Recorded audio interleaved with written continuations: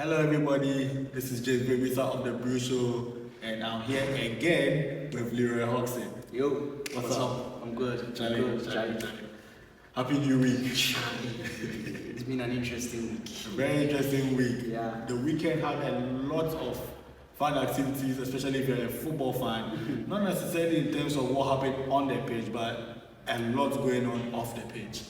Where do we look at? I mean, we've had a certain Red Devil trying to get back to its glory days. Yes. We are buying well, right? Yes, for the first time in my life, I've looked at Manchester United and their signings and thought to myself, oh my God, there's a plan in place. Like there seems to be a significant change with the system. I always knew that bringing in someone like Dan Ashworth would really change Manchester United, and it seems like he knows what he wants to do. He knows the players he wants to target. He knows the kind of football he wants to play at United, and he's getting the players in, and he's getting them in fast. And in fact, the one thing that surprised me, it wasn't the Zirkzee deal. The Zirkzee deal was cool. Leroy, Real Madrid wanted Leroy. Barca wanted Leroy. A lot of big teams wanted Leroy. And Manchester United, who They look like we were in it. not necessarily not in it, like they don't have the standing anymore to sort of price away Yoro from, let's say, Real Madrid. Real Madrid, who are in need of a centre back. Maybe he's not going to be the number one centre back, Not yet. but he would be playing amongst stars like Rudiger. Yes, so it was just so surprising that they were able to price Yoro away from Real Madrid. I think it's because Real Madrid are very smart when it comes to transfers. They don't want to be in a bidding war. No. So I think what they wanted with Leroy was they wanted him to stay his last year at what's the name of the club, Stade Rennes, And come for free. and then come to Real Madrid for free. But you know Stade Rennes is going to want that. He wants money for the guy. So Manchester United came with the best offer. I don't think any other team brought the amount of money United wanted. So they were like, cool. It makes me feel like was Leroy actually wants United? I don't think he wanted, I mean, if you look at the profile of the player and how the spotlight had been on him for years, I saw a lot of articles from Man United affiliated pages where they were showing that he rejected Liverpool at the age of 16 and quote unquote said he wanted a big club. Yeah. I'm not saying Liverpool is not a big club, I'm just saying what those pages say. But if you are rejecting a Liverpool, you claim you want a big club, then it's just a few that you could like call. Yeah. And Real Madrid is definitely one of them. Barcelona is one of them. You could argue Manchester United is one of them. Yeah. Not on Current football form, form, but in terms of reputation, maybe buying it. So it's slim pickings. Yeah, because I sort of look at it and I think of the first thing that comes into my mind is Califiori. He wanted Arsenal. He was dead set on Arsenal. But Fenerbahce wanted too much money, and Arsenal was not going to pay that much money. So I think Arsenal were already Shakhtar Donetsk. Sorry. The colors confused you. Yeah, sorry. Shakhtar Donetsk. I think Arsenal were ready to, because he also had 1 year left on his contract. So Arsenal were like, you know what, we can wait this out. And I'm sure Madrid would have also been happy to wait that 1 year and then come to Arsenal. But then Chelsea were like, I'm going to give you the money you want. I'm giving you 100 million. I'll give it to you right now. I'll give it to you right now. And there's no way Shakhtar is going to say it. And I'm sure Shakhtar wanted him to come. The only way that, and I'm sure that Chelsea and the money Chelsea put on the table was Too to be true. Because let's be honest, even after a season and a half, I do not blame him for accepting the deal. It is too much money for him to sit down and say, I will, because I'm passionate about it. No. You have a family to feed. And if he had rejected it, I am sure he would have become a pariah at Shakhtar as well. So it makes sense. So that's how I feel when I look at the deal. But I think it's a good deal for Manchester United. You've got one of the best up-and-coming defenders in the world. You've also got a very promising striker who can hold up play, who can go deep, collect the ball, come forward, progress it to a point, and bring in players like Ganacho and Ahmad. Maybe Sancho, maybe Bruno. He is a good striker. I don't know if he's going to start for Manchester United. Or It's a nice dilemma to have for once. Yeah, it's a very nice dilemma to have. I think Manchester United are on the right path. I think I'm trying to think what they need now. I think they need I don't think they need a defender. I think we need a defensive midfielder if Menu is going to be as an 8. Otherwise, we need an 8. I think Menu is good at the 6. For the 8, who will be there for the 8? Well, because I think you need one more midfielder. Because I'm thinking if Menu is an 8 and you have a proper 6, an experienced 6 who would let you go forward because he's definitely going to mop up. And I think that's where the rumors of Bugatti comes in. And it's weird as it's just really. It's getting funny thing is it's getting stronger by the day. But before we dive into why it is weird, United fans, who is your bigger side of the window at this point in time? Is it Zirkzee or is it Yoro? I say let us know. I also agree with you because at least we had a striker. We felt we were getting a more experienced striker. And if I'm adding the 23-year-old to a 21-year-old, it doesn't come as more experience. Yeah. But let us know in the comments. Oh, another thing is Chibu Obe might also be signing for Manchester United. Yeah. How are you feeling about that? Charlie. I don't want to talk about it. That boy is good. I've seen a few clips. That boy is really, really good. I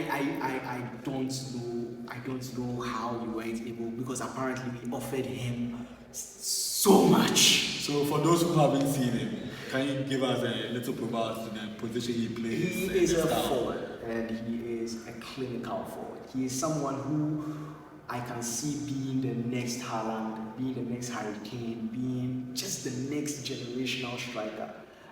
And we lost him to Manchester, and we may be losing him to Manchester United. That is just such a pain. You have no idea. There's joy in my heart.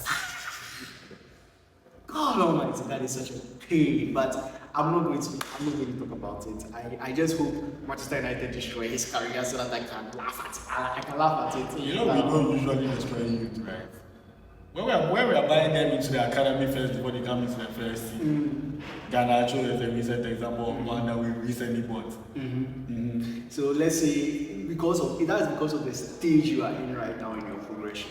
Arsenal was also at that stage at some point, and we started bringing in Smith-Rowe, Saka, and all the other moves, Nelson, because we didn't really have the funding to go for the big name signings. And the big name signings too aren't willing to come to us as well. When you're in Europe, of course. But okay, so now since you brought that up, definition of destroy in this scenario, is it that we are not giving the person time to develop? Yes. Or is it that we just wasted the No, I talent? don't think. I think that Manchester United is. We give people time to develop. Yes, because right now at this stage, I can see him actually breaking into Manchester United, but he's too young. I feel it will take a couple of years before Manchester Ten Hag and the staff over there will be like, okay, we are confident in bringing this guy into our first team now. My problem is that by that time, would Manchester United have gotten to the point Arsenal is now, where it's struggling to bring in its young talent there's too much talent in the squad, and they are not in the phase of experimenting anymore and trying to find the next piece. Now we need to win. That is it. That's my problem. The future is promising. Let's see how it goes. We'll come back to this conversation in a few years.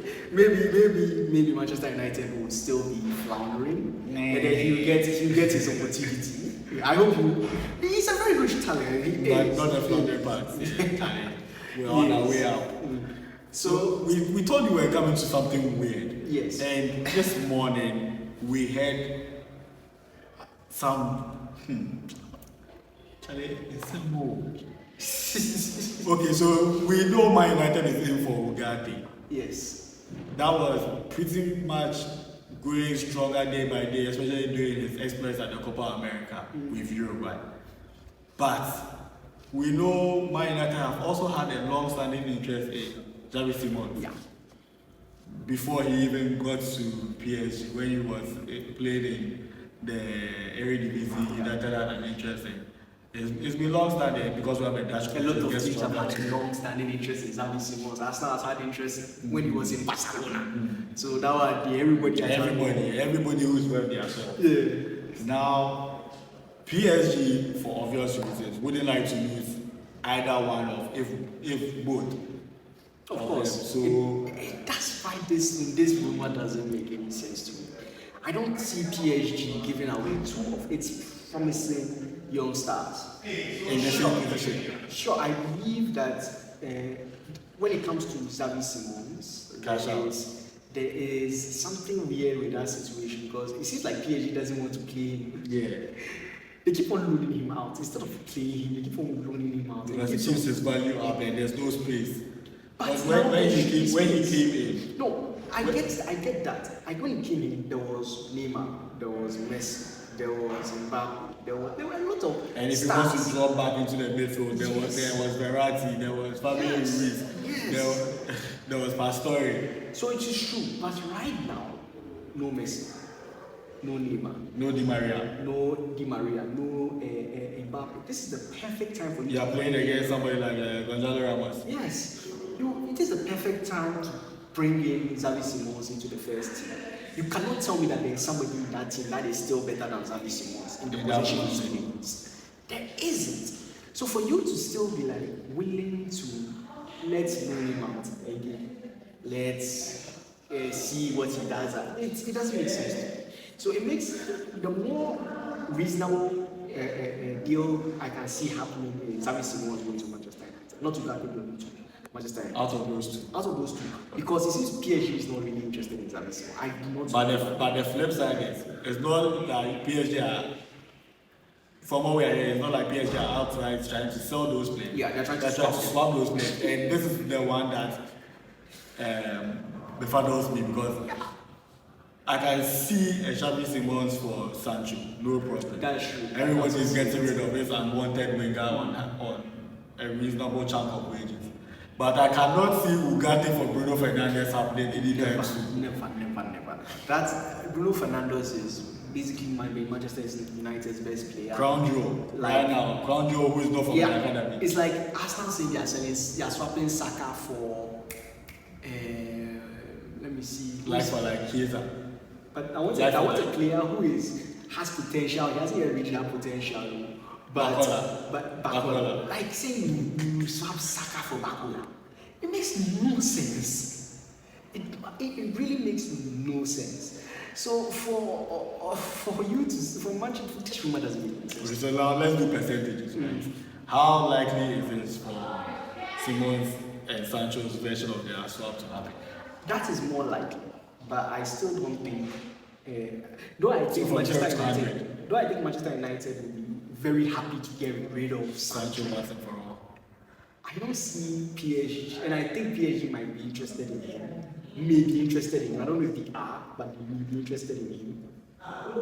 With the problems he brought from, he had at Manchester United, I would say, let's say, a 54% chance of actually happening, and I don't see it being that likely. I see it as being something that could happen, but I don't see it as being definite that it's going to happen. So at this stage, 54%. Yeah, at this stage, 54%. Okay. When it comes to Gandhi for 0%. Zero.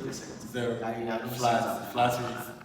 If I could do negative percent, I would do negative. It doesn't make sense to me. Alright, so guys, comment section. Do you think Man United would risk swapping Bruno Fernandes for Ugarte if he really wants Ugarte, or do you think it's, as Leroy says, null and void, it's a non-starter? And do you think United will also be keen on swapping Sancho for Xavi Simons? Yeah. And then the flip side also being PSG will be interested in it Yeah. happening. Let us know in the comment section. Now let's come to my team. Yes. Yes, my Let's team. come to the team that has brought a very attractive away jersey. A team that has been second 2 English Premier League seasons in a row. Missing out just barely. The Gunners are now the pride of North London according to them. We are the pride of North London. Yes, we are. We are.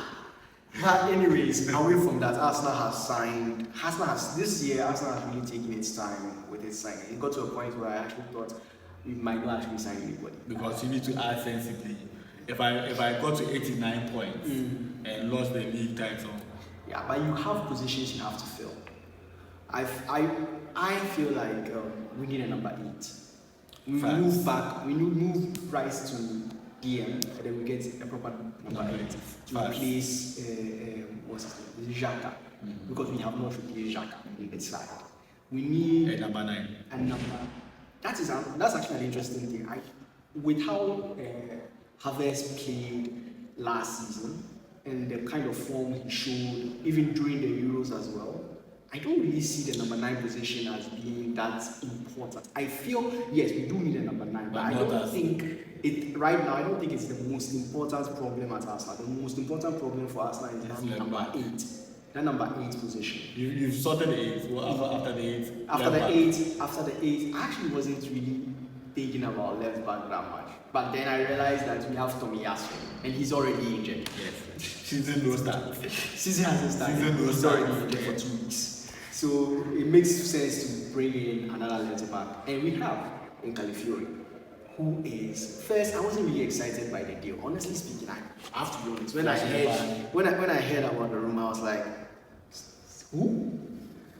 I was not interested in Califiori. It didn't seem like the kind of player that would take us to the next level. Before, after, or during the Euros? That was during the Euros. I still wasn't excited about Califiori until I decided to sit down and actually go looking at his stats, looking at how he plays, and realizing that this guy is good. He is so good. He is a defender who can create from. He is good. 6 assists, right? 6 assists this season from a defender. It is incredible. For me, when I was watching him, and I'll be honest, I didn't watch a lot of Califiori before the Euros. I did, however, see him in the Europa League a few seasons ago against Manchester United. I just didn't know this player would be a player because at that time, we were playing Roma, so we were really watching players in the Italian side. But he reminds me a little bit of Rio Ferdinand. People actually say he reminds them of what's his name? Is it Nesta? That one too. I can see the Nesta because the Italian angle. But for me, the type of footballer who wants to drive from defense, I think it's what Harry Maguire thought he could be doing at Man United when he was being bought and heralded at that time for so much money. He could still do it with a bit more experience. But Califiori has the pace over Maguire, has the youthful exuberance over Maguire, has the technique over Maguire, and seems more composed. Yeah. So try and picture what Maguire likes to do, and it doesn't work. And try and picture it on a younger, more versatile Italian centre back, and you have Califiori. And honestly speaking, I can see Califiori not just playing left back and centre back. I can see him playing DM as well. He is good. He is somebody who Arsenal like to defend from the front, and I can see him taking the ball from someone, running it, and getting into the midfield. Like, he is incredible, and I'm looking forward to seeing how Arteta utilizes him. If Arteta is actually going to utilize him as a left back, or he's going to be sort of a rotation option for. What's his name? Gabriel. Yes. No, just Gabriel because he's left side. I get that, but like having a 3 centre backs option and keeping them fresh. Yes. He is somebody I'm just curious because I'm expecting him to play centre back as a rotation option to Gabriel. So Gabriel still starts. Yes, but then I'm like. Zinchenko's defensive frailties are going to hurt us. Tomiyasu's physical frailties. So I can see him starting left back.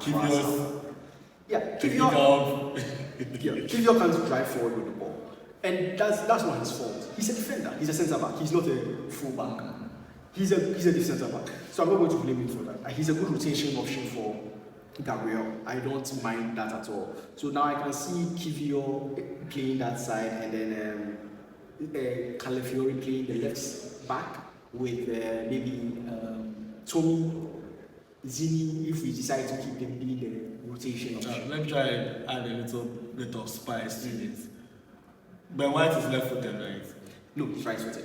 Oh, he's actually right-footed. Yes, but he can play. He's comfortable on his leg. Yes. So if you move Ben White from the right back to the left back for Timber, now where does Califiori fit in?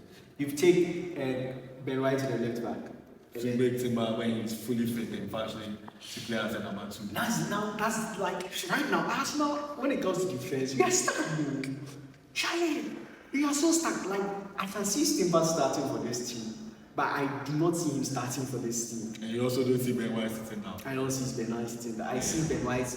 Ben White has been one of the most consistent right backs, not only in the English Premier League, but the. Try and imagine Ben White in the Euro Championships final. I see the mistakes walk out. Charlie. So I think Timber might be rotation for Ben White, which is insane. What I really say about I can't like it's wild. Timber is so good and should be starting, but I don't see it.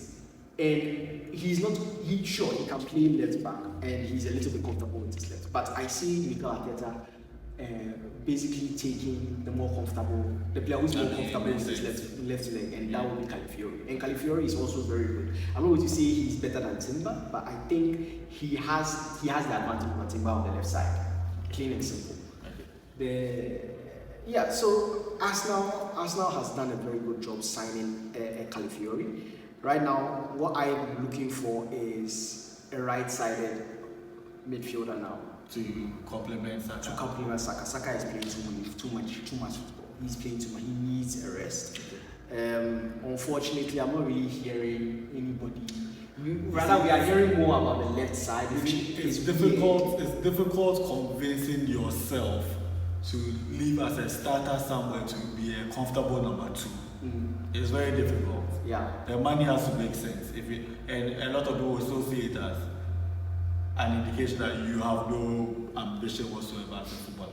Yeah. So your best bet is someone from the academy. Yeah, and I can see that Arteta has realized that it might be difficult to find a suitable replacement for Saka, or should I say a suitable rotation option for Saka, because everybody knows that Saka is going to start every single game unless he's injured. Yeah. So I think what Arteta wants to do now is convert Vieira.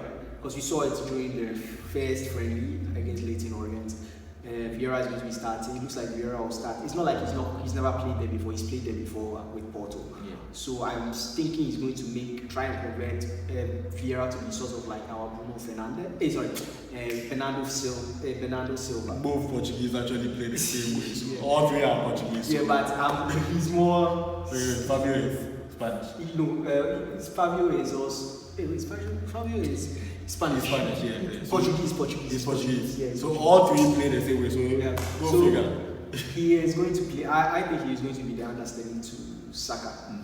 I am seeing. I think Mikel Arteta realized that he can't play the same way Odegaard plays. So I think he wants to see him more as he's trying to see him more as a right-sided midfielder, which is good because that means that now, if Emile Smith-Rowe doesn't leave and he's convinced by Arteta that he's going to get minutes, I can see him playing that understudy role to Odegaard. Do you think he's staying?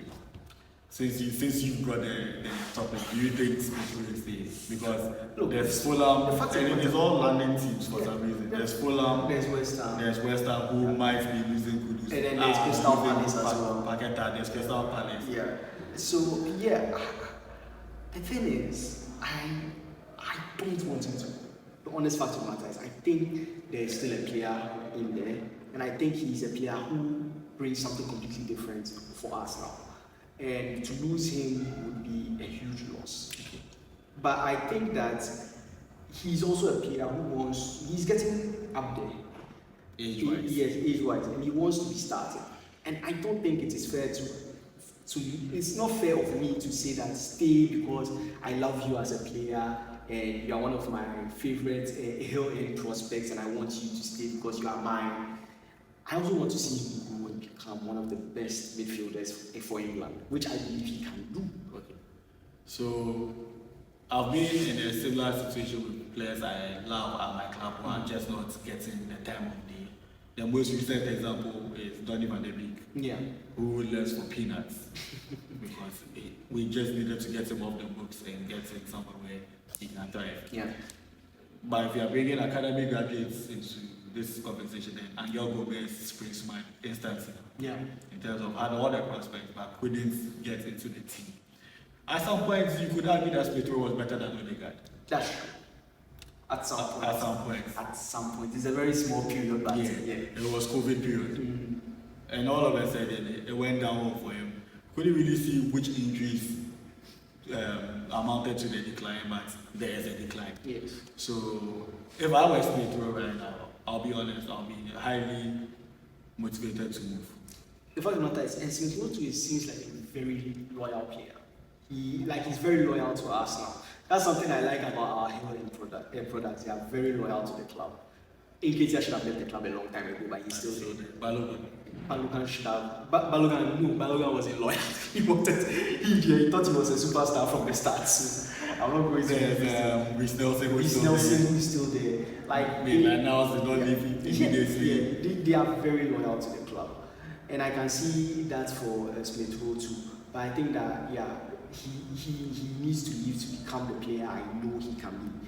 Get those minutes, and I think the best option for him is Crystal Palace because they have lost Olise, and that starting role is perfect for him. Honestly, behind the striker. Yeah, and Glasner plays a very good football. Plays brand of football that attractive and will shoot Smith-Rowe as well. Yeah. So I think then you see on set pieces, like they rotate their set pieces to help. So I think that. Though it pains me to say it, for the development of the player, for the development of Smith-Rowe, who I love so much, I think it's best for him to leave and become the player I believe. Actually, it pains me to say it. Become the player I believe he is destined to be. And I think that the best option for him is Crystal Palace because Fulham is not a strong side and they will always be. Who's coach now? Is it still Silva? Yeah, I think it's still Silva. It's still Silva. Okay. So I think Fulham is still going to be fighting for relegation. I think getting into Glasner's team, who has built a very strong Crystal Palace side, is the best option. Mid-table team where you can thrive. Yeah, you can thrive and grow. I think that's the best option for him, and I want him to thrive. Same with Eddie Nketiah, who is linked with Marseille. I think he should also go and develop and then come and play for Ghana and not England. He hasn't played 3 competitive matches for England yet, right? So he can still switch. Now, since you brought Ghana, let me just touch on Partey. Is he staying? It looks like he's staying. He's staying. It looks like he's staying. I'm not going to say we've had, not you and I, but this conversation has been out there for a few seasons. Yeah. Before Rice. Yeah. I think he's staying. I think Arteta values him. Values his experience, values his ball progression and his vision. He's lost a bit of his pace, he's lost a bit of that technical ability, which I feel now means that he should rather be on the bench rather than start. That's why I think Arsenal need to bring in a new number 8. I think to warrant the bench. Yes, yeah. Because if we do not get another number 8, fact is Partey is going to start, and I'm worried about it. That's why. So guys, we've broken the state of ins and outs at both our clubs, Arsenal and Manchester United. And we'd like to know what you guys think on all the various discussion points we've had. Share your opinions on them. Whichever one tickles your fancy, let us know in the comment section. If you think there's somebody that either club is being linked to that we've missed, or somebody who might be leaving that we also did not touch on, can you let us know what your thoughts in the comment section? It's been a pleasure bringing this video to you. My name once again is James Brew. Leroy, your social media handles. Okay, at Real Press Box on Twitter. That is RealPressBox. That's RealPressBox. Real Press Box. This is James of the Brew Show 3690 on Twitter, X, and Instagram and Threads. And then James Brew or JBrew 3690 on X, Twitter, if you prefer Instagram and Threads. See you soon.